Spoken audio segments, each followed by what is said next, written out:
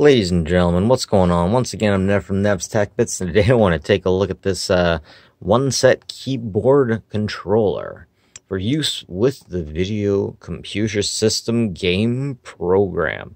So this is actually for the Atari, the CX50. This is for the Atari is in the 2600 Atari.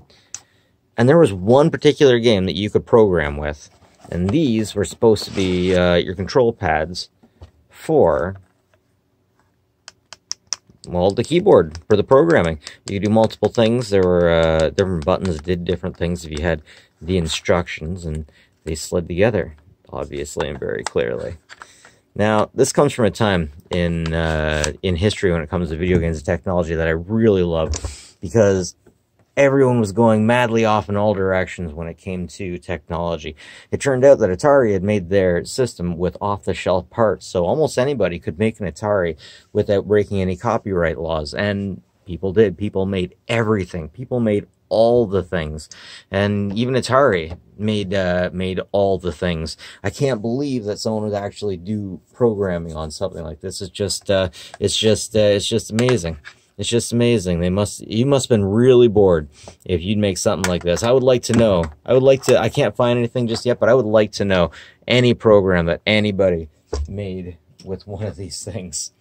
But yeah, now I got one. I want to open it up and see what's on the inside. Not much to it.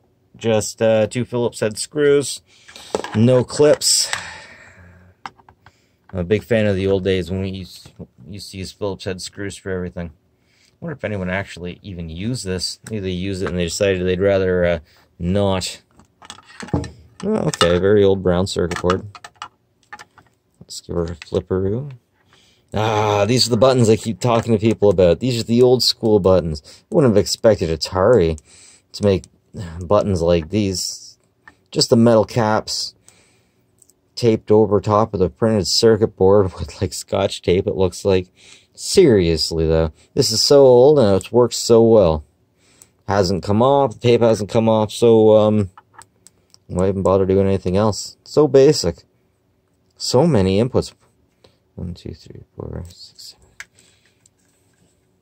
I guess they'd be using directional pads.